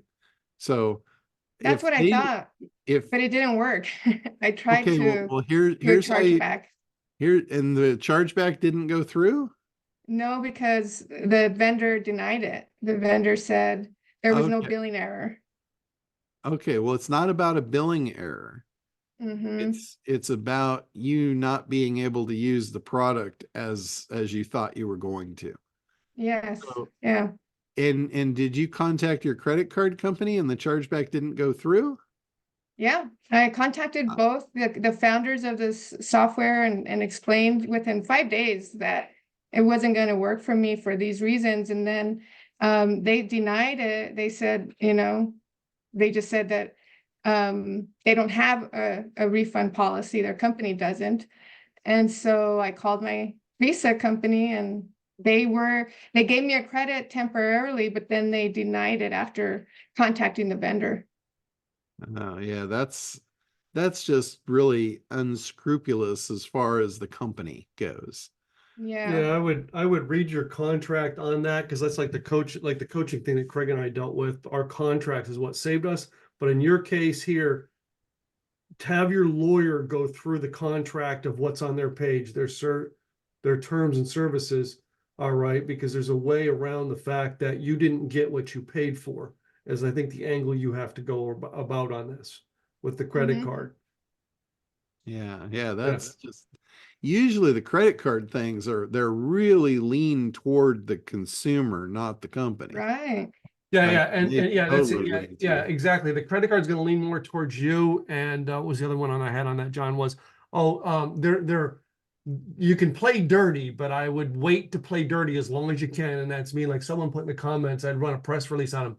That's a dirty way to go about it. But I delay that as long as you could because that can have repercussions for you trying to deal with someone else in the like business. So, but you can go that route, but it's the dirty way to do it. And it's also setting yourself up. But anyway, yeah. Which credit card did you pay with? It's a premier business credit card. Visa. Chase. It's Chase, a Chase. Visa? Okay, yeah, you didn't use the Visa. Amex then, right? Yeah. If you had Amex, you got it golden in. Amex will go after them. But that's one of the reasons why you use Amex for some of these things, because Amex will go after them and get your money back. Yeah. And they really and Amex will be the person going to court for that. So next time around for sure. Yeah, now you know, but yeah, I've learned that about what I don't take in my coaching business, I don't take Amex because they can do that. Oh. You see what I mean? Yeah. Amex will get your money back. Yeah, no, in my experience, I've found that they are really, really leaning toward the consumer versus the business. But I don't know, maybe the company just has some clause in there. I don't know all the ramifications, but if you've got like one of the prepaid legal things, Legal Shield or something, they'll send a letter, and sometimes that letter is enough to get them to say, okay, well, let's refund the money or whatever, or at least a portion of it. That's just a bad vendor, and I'll have to ask Lorenzo about that and make sure he knows what that company is like that he's recommending people to go. And since then I haven't been able to work with Lorenzo on setting up the systems, just because now I have to pay for this big ticket price. I wouldn't give up on that. I wouldn't give up on that. I'd keep on that and see if you can get that at least partially reversed, because that's just not right. That's just not cool. Yeah. Okay. Well, if you talk to Lorenzo, see if there's anything he can do, since he's been working with them, he said, for like since 2001, I believe. Yeah. And he's an affiliate with the program, so I don't know if there's anything he can do. Yeah, he should be able to, or if nothing else, he should at least give you what he got out of it from his referral. Lily, I just text Lorenzo. I'll do what I can to fight for you. Oh, good. Thank you so much, Brady. Yeah, absolutely. We're definitely here for you for whatever we can do. That's for sure. He's not like that, so I'll talk to him. So he's, I want to make sure he's aware of that too. So yeah, okay. That's the other thing. If you need anything, let me know. Yeah, the other thing with guys, whenever you're looking at something, all right, that you're questioning, especially in this aspect of the field of where, you know what I mean, software leads. I never purchase anything that I don't. A, it's a very inexpensive thing for me to test it, or B, if it's substantial, I double check with John. And you ask John how many times I went, John, who is this company? Do you know? Right? John's Yeah. got the resources guys plug in, send him an email for crying out loud and say, John, do you know who these people are? And John, he'll know. He'll be able to say, I can tell you what to do or what not to do. All right. And it's my pitch for you, John. It's the truth, is double check with people who know. And in those two spaces, John knows, guys. And he's very lenient on telling you, this is the goods, this is the bads. My pitch for you, John. Yeah, I mean, I would just generically, I would be very leery of someone that was going to try and lock you up into a 1-year contract of anything. I would be very leery of that. I probably wouldn't enter into that, especially if I hadn't used the product before. Now, if they're offering me, after I've used it for months and months, if they came back and said, hey, you know, we're going to give you a deal if you want to take it for a year, sure, I would consider that. But going into something cold, that's the only option, they're going to lock you into a year, I'd be really cautious of that. Yep, that's true. They did have a free $25 trial or something, like, not free, but $25 trial period. But it did, you know how the Grand Slam offers work. They do a good job pitching you fall for it.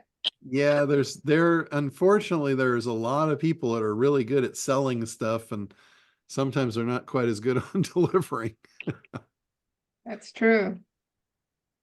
So, all right. All right. Well, Anything thank else, you. Lily? Okay. No, that's it for now. Thanks. All right.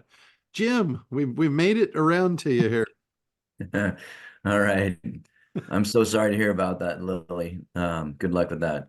And John, I have to admit I'm still a little bit lost on this new DNS records.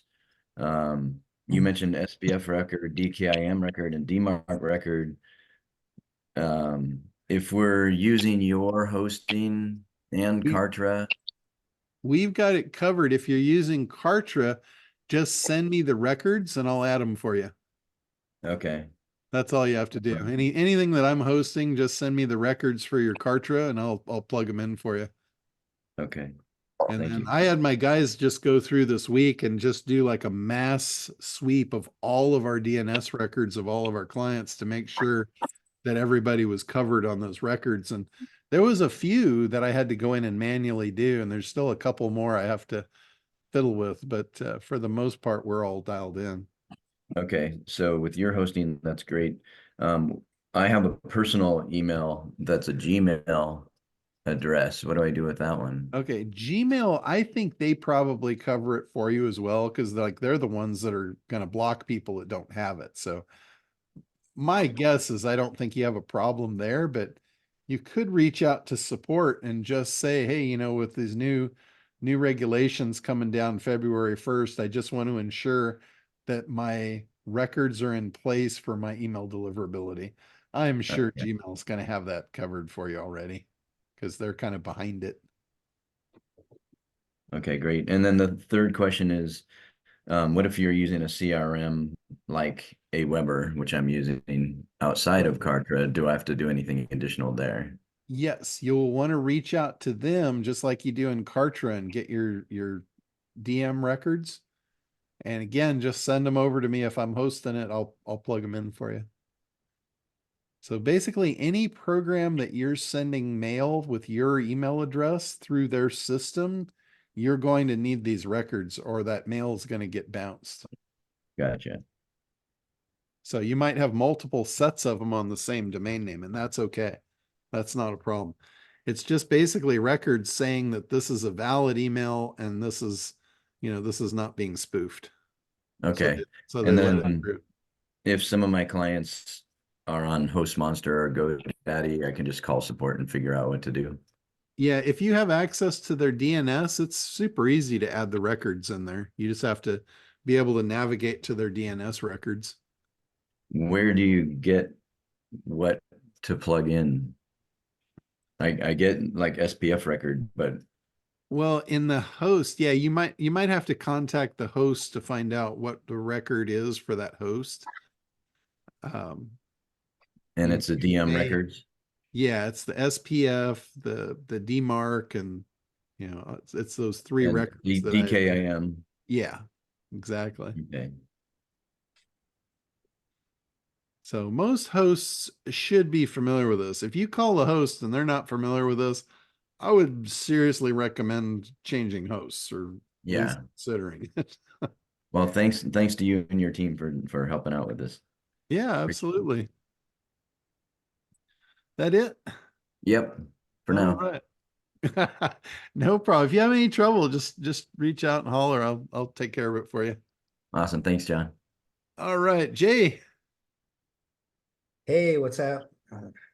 Things are moving, and awesome. It's been very, very cool. And I just want to say thanks because you know me, I'm like way over my pay grade. But you guys have been very, very helpful. I signed up my first client, and he's already got 10 leads after a couple days. So awesome. He's super stoked. Targeting the insurance industry. But my share was going to just be how I've built the presentation for me. For those of you who don't know, I'm an NLP guy. So, and I've been in sales a lot longer than I've been in NLP. So, the way that I've overcome any of the technology issues with, oh, this is new stuff. Excellent. You don't have a 10-year-old phone on you, do you? You want me to share your actual presentation? Oh, yeah, you can do that if you want. I forgot I sent it to you. It's a presentation. It's not the best, but it's okay. Well, let's roll it and see what you got. Okay, cool. Welcome to Lead Source IQ, the smart way to connect with customers who are already looking for you. Are you tired of chasing unqualified leads that never convert? Are you frustrated by outdated and ineffective marketing tactics? We understand your struggle. Traditional lead generation methods can be invasive, targeting individuals who may or may not be interested in your products or services. But with Lead Source IQ, we take a different approach to find the immediately qualified prospect, the IQ. Our system identifies the curiosity and motivation of your prospects while they are actively searching for a solution. In other words, they are seeking what you can provide for them right now. Timing is everything in lead generation, and Lead Source IQ brings your ideal client to you in real time. No more wasting time on outdated leads or missing out on valuable opportunities. With Lead Source IQ, you'll always be one giant step ahead of your competition. Sign up for Lead Source IQ today and experience the transformational power of meeting your immediately qualified leads when they're ready to buy. Visit our website at leadsourceiq.com to sign up today and unlock the potential of your customers' most powerful buying emotions. Find the intelligent way to take your business to new heights with leadsourceiq.com. Connect with customers who are already looking for you. leadsourceiq.com. Yeah, so that was 1:37. So that's shorter than mine even. But notice both with Jay's video and my video, we did not go into the weeds anywhere. It was very high level. You're not going into like the nuts and bolts and, oh, you get this control panel and you got to do all this other shit in the background. That's not how you sell something. You sell something selling them what they actually want, which is the leads. You address the fact that they can communicate with these leads because they've got permission. All the stuff that is important, that is all you focus on. It's a very high level sweep. You're just trying to get them interested. You're not trying to close the door on a sale right here. You're just trying to get them to lean forward and start asking you buying questions. And if you've got somebody like in the show, there was a lot of people I talked to in the show. And there was 2 guys in the show that I knew within the first 25, 30 seconds that they were never going to buy anything and they were just a pain in the ass.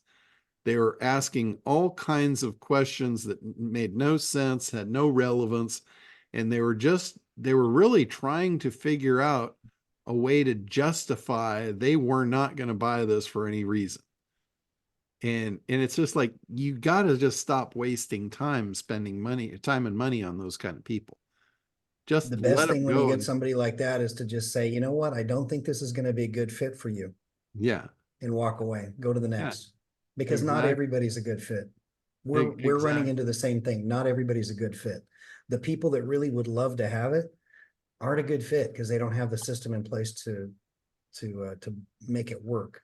And Yeah. the people that are ready or who are willing to be ready and take the responsibility of, we try to manage the expectations with, look, if you don't have this system in place, here's what you're going to get. It's still good. It's still way better than what you have, but it's only going to be part of the effectiveness of the true power of the system. Yeah. But the new technology thing hasn't been a huge issue because it's just, look, technology increases like crazy, right? Yeah. Things that were commonplace and high tech 5 years ago are already outdated. So this is just the next level of that. AI's increased everything so dramatically that it's, you wouldn't consider carrying a 10-year-old phone, and your lead generation system is 100 years old. So you tell me. Yeah. Yeah. One of the only legitimate kind of questions I got at the show that was an objection was they were worried that they were going to be buying bot traffic, like robots, because a lot of people, when they're paying for advertising, they're getting a lot of bot traffic and they're paying for it. And bots, obviously a bot is not going to buy your stuff. That's not a real lead. But that's a big problem in the paid traffic industry, is paying for bot traffic and not even knowing how to get around it. So those objections came up that, how many of these are bots? And I said, it's impossible for us to send you a bot because bots don't do what we're monitoring. A bot will run a search, yes, but we're not sending you somebody that just ran a search. We're sending you somebody that ran a search and then consumed 2 pieces of relevant content and has a unique ID that's attached to an identity. That's not a bot. There's no way we could send you a bot. A bot can't do that. Brilliant. So at that point, like that objection is just gone. It just doesn't exist. It's an impossibility. And I was going to throw it out there for anybody who's struggling with any kind of objections or whatever. Happy to help.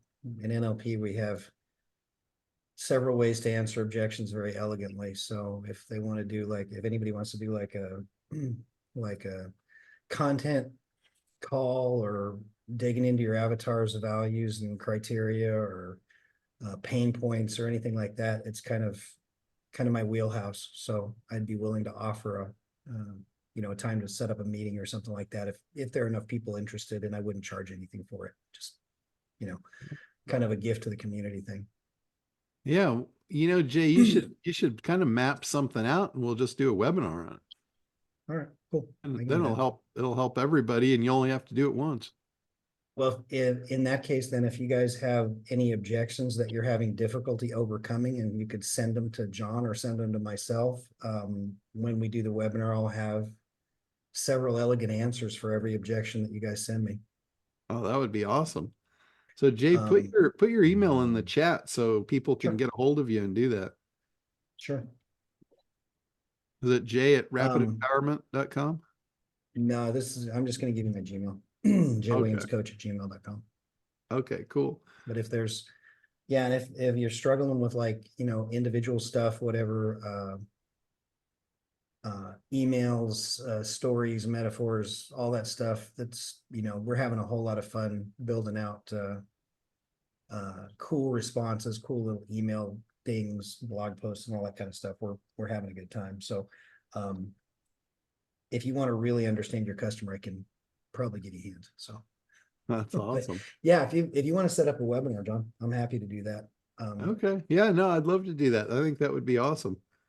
Cool. Yeah. So everybody send any objections you've heard that you don't know how to deal with over to Jay and let him tackle them.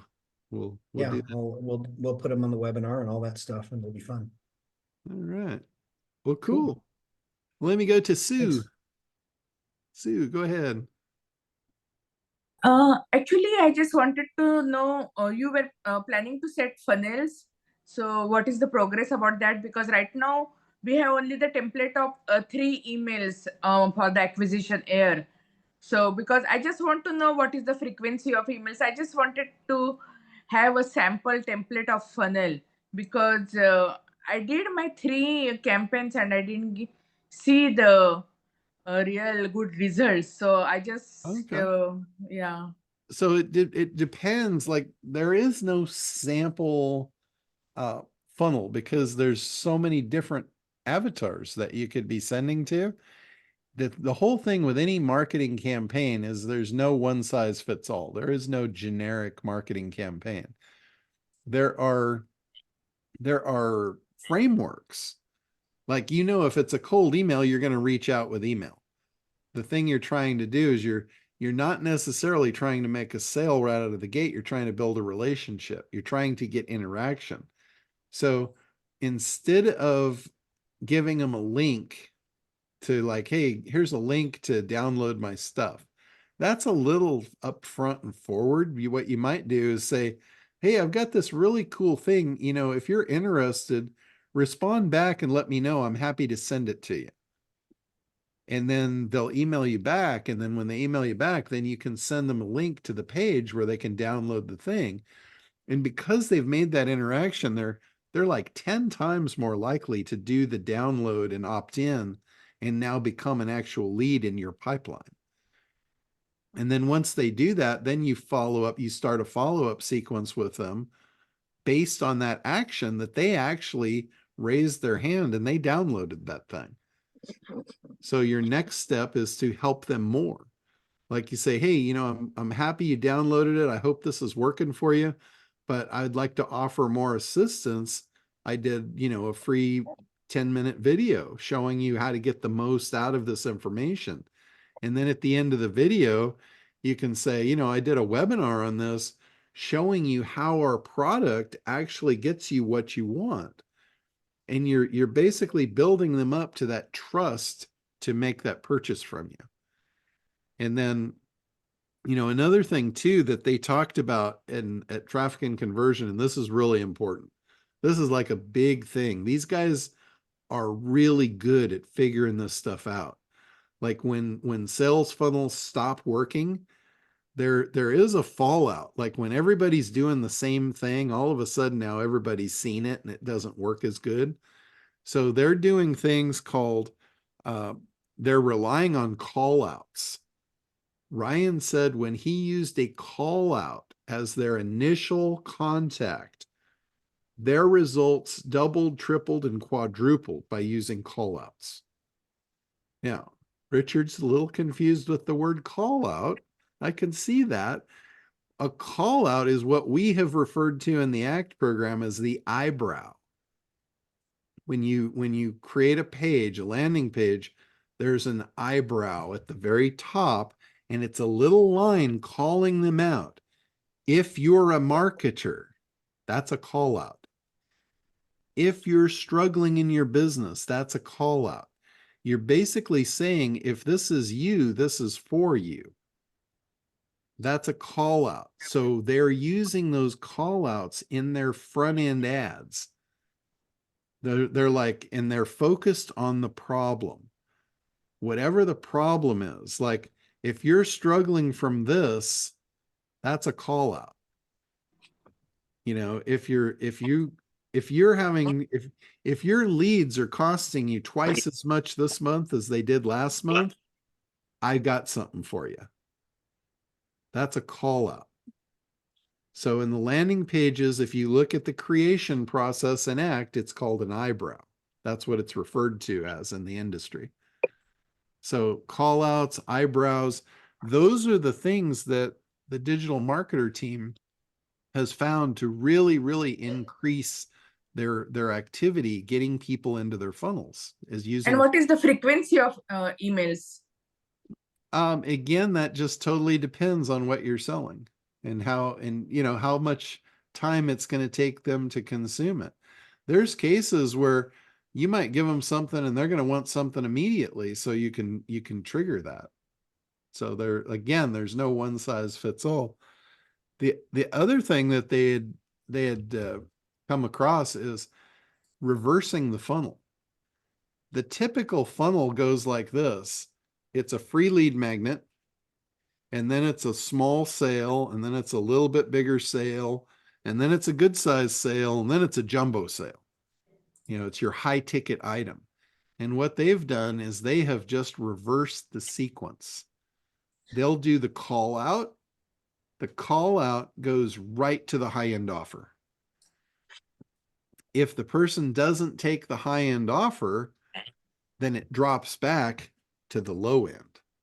But they're hitting them with the high end first. They're saying, hey, if you want to get rid of this problem, this is the end all be all. It's not cheap, but it will solve your problem and it'll get you what you want.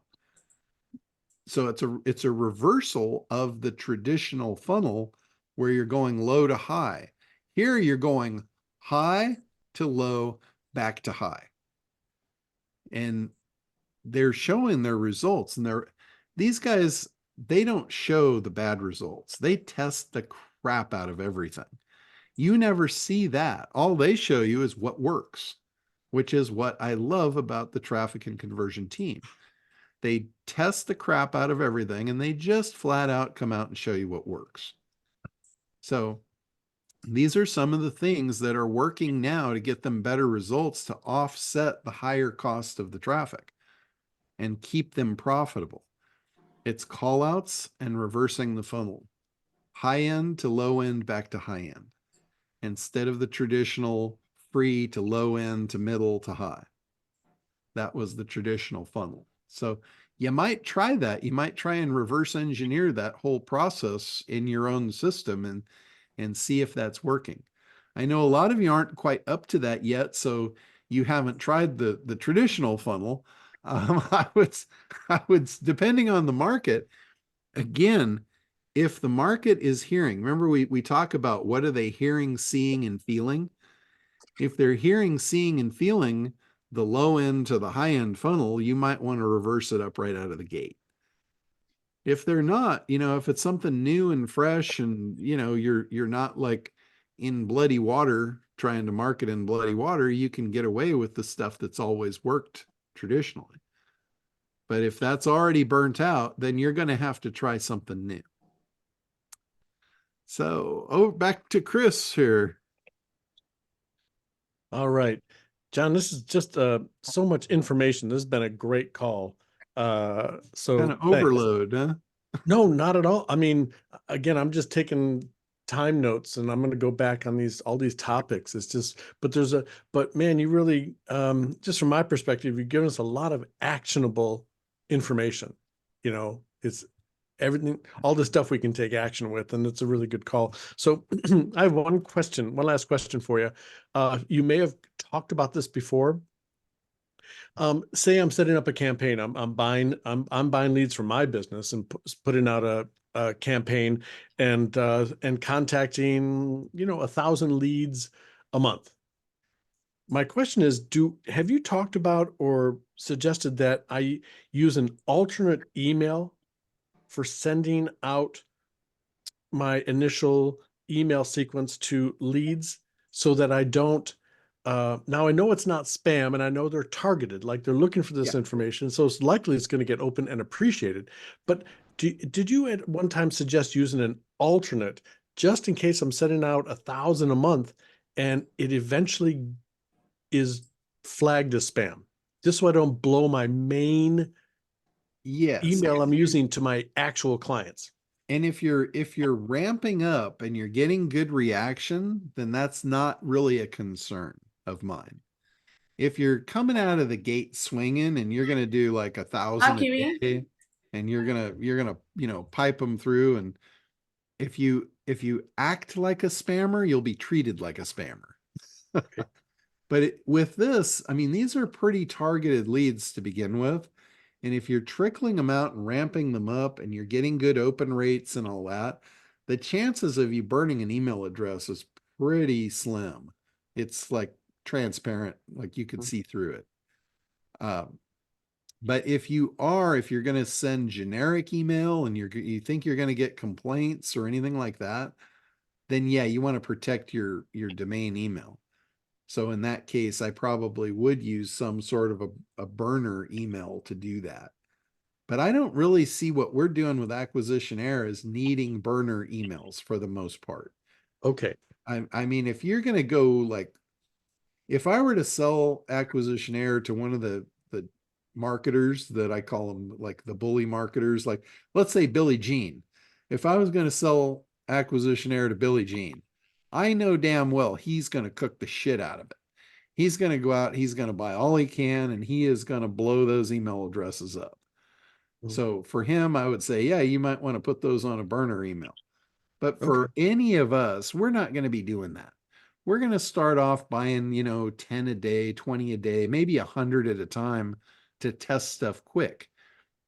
We're going to get our test results. We're going to dial it in. We're going to do it again. We're not going to be sending out thousands of emails an hour. So I just don't think there's really that much risk in it. Okay. So the second part of that then, if I, as a white label, if I sell these leads to somebody else who is an established marketer and who is going to send it out, I don't have to caution them. They're going to know what they're doing. They're going to know. You just tell them, you need to treat these as a cold email source because, they're not opted into you yet. They are highly qualified. They're in market, but they are not your leads yet. Got it. Okay. It's a highly qualified lead that we're going to sell you, and it's your job to convert them into your prospect. Good. Phew, that's good. So they'll know how to deal with that. Awesome. Thanks. Or at least I would hope they know how to deal with that. One would hope. All right. Thanks for the clarification. All right. Woodrow, what do you got for us today? Well, can you hear me? Yeah. Okay. Well, I have Michael Jenkins on the call. I think Azreen was on for a while. But we are at Forbidden Elvis land right now. Mike put an ad out. Maybe, Mike, you could throw up what it is. We got like 1,100 responses. 63 people joined, 100 people shared, and I haven't gotten an order. It almost is all directed to this beautiful Facebook page, and I think they have the illusion that the Facebook page is the membership. Okay. Like, yeah. And then on our presentation, our website, when they hear the samples, some are saying, "Oh, it's not Elvis," so they're like accusing me of being a charlatan. I go, my dad wrote 2 songs for Elvis that got recorded. These are the ones that didn't. Yeah. Well, you know what you could do, since here, I was thinking about this for you last night, believe it or not. I was going, you know what, with this technology, Woody could solve his problem of exactly that. You have a bunch of songs that Elvis never sang. Your dad made them for him and he never sang them. So why not take an AI program and train it on Elvis's voice and let Elvis finally sing these songs for the population? Wow. Now you've got Elvis. Now you're pitching and selling and delivering what you're promising. And you got something absolutely unique that no one ever recorded those. There's no copyright on those songs because they're yours. I know. Why not do that? Mike, can you do that? Mike Jenkins should be on. You And could Ready? you could even I'll get on it right away. That's yeah, start I mean, training it you right now. could create an avatar of Elvis. You could record his voice and train the voice recording to his voice, and then have that damn thing sing the song for you. wow. Now you've Well, got something no one else has. Now your content will be as sexy as your advertising. And as far as like creating a Facebook group, I would not encourage anyone to create their own Facebook group. It's just it's a total distraction from what you want them to do. You want people inside your membership, not inside some Facebook membership that you don't have control over. I get people all the time saying, are you going to create a Facebook group for Acquisitionaire? I can tell you, hell no, I'm not. I have a membership for all of our Acquisitionaire people, and that is their home, not out in some open garbage community with everybody on there that doesn't know their ass from a hole in the ground. Why would I do that? That's just like, do I want to run my head through a meat grinder? No, not necessarily. I'll pass on that activity. do you think that we should let everyone know on that have responded in the Facebook group that they're not in the membership site? Yeah, the only place where a Facebook group would benefit you is going into other Elvis Facebook groups, into their communities, talking about what you've got and inviting them to your membership, not creating your own Facebook community. The Facebook community is already there, Woody. If there's an Elvis group, that's what you need to be working inside of, not trying to create your own. You're creating your own unique membership outside of Facebook that those avid fans can discover and come become your member. That's the right path to follow. And how could I use Acquisitionaire? We haven't done the formal sign on yet because we're overwhelmed with Elvis right now. Yeah, well, it sounds like what you're doing is working. You just, it's getting people's attention. You just need to now lead the horse to the water and stop sending them to Facebook. The idea is to use Facebook to pull them to your site, not send them over there and into that distraction pool. And one other thing I noticed, if Michael, if you could open up the what it's like in the membership site, because learning all these years with you, it's not really interacting with the public, and now the public is suspicious, they're hostile, they're, and Well, it doesn't sound like the problem is inside the membership yet. It sounds like the problem is you're driving them to a Facebook community and there's confusion. They're going over there, they're getting into the free thing, they're signing up for that. What you might want to do is consider making a free version inside your membership area. If you want them to sign up for a free trial membership, have them do that and then upsell them into accessing the rest of your membership site. Because inside the membership site, you can have multiple levels. Like you can have a free level that can only access 1 or 2 pages. When they click and they see and click the other pages, it says you don't have access to this level, but you can sign up here. And it gives them a button to go ahead and sign up to get access. That's more what I would probably direct you to do rather than having them sign up for a free Facebook group. Keep everything under your own lid. That's the key to building your community. You don't want to build Facebook's community. Facebook already has a massive community that you can tap into for your own purposes to pull them your way. That's what I would recommend using them for, not to create a community on Facebook. And lastly, I'm on Kartra, and Michael has been working on Kartra from what I understand. Yeah, he's done a nice job too. Your pages and your membership site, it looks really good. I mean, he's done a really good job in Kartra building that for you.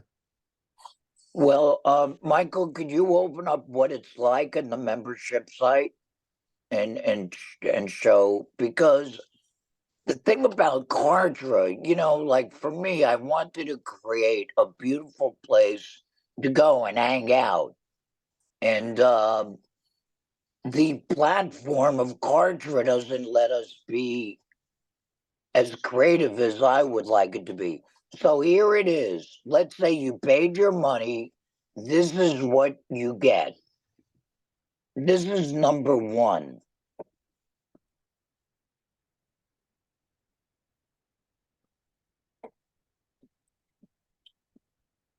Yeah, and like I had told you too, like if somebody signs up for this expecting Elvis stuff, there's a tremendous amount of stuff that's not about Elvis in here. Right. What I see the vision is making it like a mini Rolling Stone magazine. This is all about music of that period. This is what Elvis was listening to. Because like I said, I only got 4 Elvis songs. Yeah. So it's got to be like a really good time place to be. By the way, we also sold one of these t-shirts and a hat. Well, people are Elvis fanatics. They're going to buy anything that has to do with Elvis. So you just need to get them into here. That's really your thing, and it sounds like you're almost there. You just got to dial in the front end of your funnel to push them more into here. And you know, if you do the forbidden Elvis songs sang by Elvis himself that have never been heard and use AI to pull that off, I think that's going to be your big trigger to get somebody to pay for a membership to get in here. Yeah, John, if I could jump in on that, I know we kind of talked about this on the Forbidden Elvis discussion before, and I take that same concept of getting Elvis's voice and do the do the contest with the Elvis impersonators and drive the viral into that too. Because then, Woody, you can get 10 different recordings or 50 different recordings from different impersonators and really drive the viral aspect. And they're definitely your most passionate Elvis fans, right? So I still love that idea to really go viral and get them involved. And when doing music contests, they're going to be sending all their fans there, and I think that could be a good opportunity as well. Yeah, and Woody, you said you had like 4 Elvis songs. You could have each one of those songs sung in a different arena. Like you could have Elvis do it in a gospel version, a Western version, a Hawaiian version with the ukuleles. You could turn those 4 songs into, an unlimited amount of songs just by changing the dialect of them. And if you happen to have a relationship with the studio, you or Michael, the prize of this could be maybe a, recording at the studio, or, some way to cross promote with the music studio where, they may get business because of it in some fashion by, doing a donation or promotion. Got it. Let me ask, should we be using your AA program? Because it seems like we're in the SEO world. Yeah, if you got people searching for, for Elvis memorabilia and Elvis clubs and all that kind of stuff. I don't know. I haven't done the keyword research to see if people are searching for that, but I would assume they are, because it's a big target market. So how can we use the white label AA? you wouldn't even need the white label. You just need the leads. You could just buy the private plane version and just buy the leads for yourself. That's all you would really need to do. You don't need a white label to do that. The white label really comes into when you're selling it to somebody and you want it to look like it's your own product. But Right, you're just my, buying it for yourself, so you don't right. do that.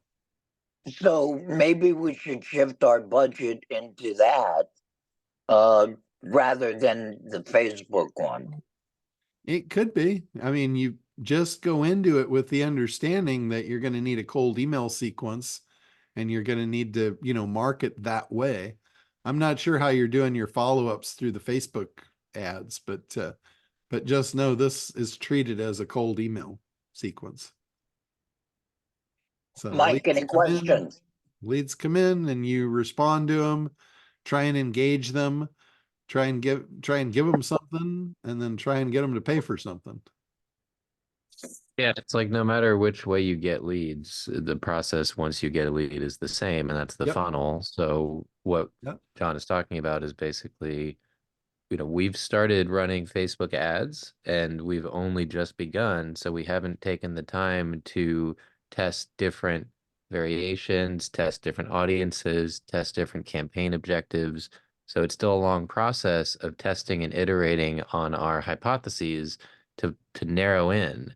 So if we switch away from Facebook to some other platform like this AI thing, we're going to have to start all that over. It's still going to be this learning phase of figuring out what's the best way to engage these leads. So I wouldn't move away from Facebook right now. I'd say let's keep working with it and shaping it, and then we can try to incorporate this other tool as well, but I wouldn't move away from what we've already started. Yeah, that's a really good point. Drill down, improve upon what you've got, sharpen that sword before you don't want to be juggling swords. Not a good idea. Figure out one, get it on autopilot, and then set that aside, and then juggle another single sword till you get that one dialed in.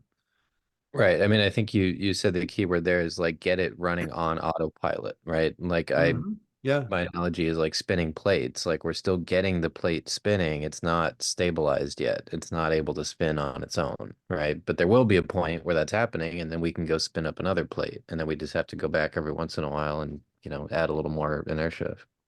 Yeah. So anyway, you got some marching orders there for you, Woody. Put your boots on. All right, Richard, and we'll wrap it up after Richard here. Yeah, I'm back. And after you're just saying you don't want to send out all the emails, I'm going to be sending out about 1,500 emails a day, but I'm doing it from 27 different email addresses. So no emails getting hit for more than about 50 emails a day. So are they all on the same domain? No, they're on 3 different domains, and there's 9 emails on each of the 3 domains. Okay. All right. Which is my category of 1, InfoNet and org, and then I've got 9 emails under each one of those. And they're each sending around 50, maybe 75 emails a day. Yeah, so well, that doesn't sound like a problem. No, I don't think it's gonna be a problem. The problem that I am running into, however, is that I do have a platform that does find all my ideal customers, which are PPC advertisers. And I get their URLs, and I can get up to 10 emails per URL. The problem is I got like out of 87 emails, only 25 had titles, and of the 25, 4 had titles that were either some way related to sales, which is who I need to talk to. So the other 83 emails are going to go to HR or who, whatever. And the question I was wondering is, would it make sense to I had a bright idea of, okay, I'm going to take the first email and I'm going to format it like I want it to go. But then what I want to put in the intro and a substitute headline is that, can you help, your website, and I can put their URL in there, is missing information. And I would say, hello, you're not the right person for this email. I'm sorry, but your website's missing the information. Could you please forward this to, the sales manager or whoever, whatever the title is that I want to use for them. If you would, I'd really appreciate it. If not, no problem. I thought that might be a way to get some of them forwarded, but the problem is I have an 18 email sequence that goes out over 72 days. And so I don't want to keep sending that one wrong person that email sequence. And if they were kind enough to forward it to somebody, I don't know who they forwarded it to. And I think that if I ask them to tell me who I should forward it to, I'm not going to get responses to those emails. So I'm kind of scratching my noodle here, trying to figure out what might be the best way to try and sort through a whole bunch of emails that at least get me in the company, but I'm not getting to the right person. So if you have any thoughts about that, I'd And appreciate it. you're using some kind of a scraper to build that list, right? Actually, what it is designed to do, it was originally designed to curate all the data from Google advertisers that Google hides. And it's about 27 different points that you can find if you have the thing set up correctly. It goes out and it finds all the information about the Google advertisers, all the advertisers searching for that keyword and all that sort of stuff. So we have all that data we could be selling them a report for, but I figured I'd rather use it for just sending, to really zero in on ideal clients, and I can really personalize the emails. But the problem is I need to find the right person.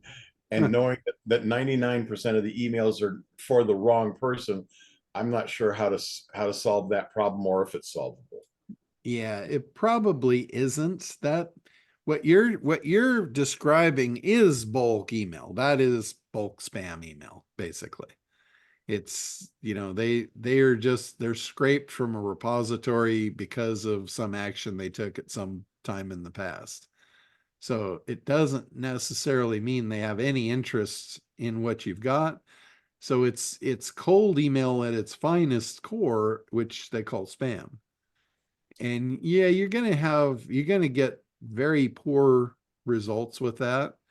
I know a lot of people that have done that, and the tack that you just described has been taught to internet marketers for years. I can't tell you how many times a day I open up my email and I get that same thing. You're missing data on your site, or your site has a problem, and they've seen it over and over and over. It's a case of you probably need to put on your thinking cap and do something a little different that they haven't seen yet. That's what I'm working at, and I know I'm selling, unicorns and rainbows, so that I'm taking a little bit more of Ryan Reynolds, a little bit of dry humor in there, hoping that might be a little bit. But when I saw the humor, I even dialed that down a little bit. But these are people that are currently advertising, and we can give them better leads for half of a click. That I would at least get an attention. But so the tack that I would take with that is, something about them. They're paying for traffic.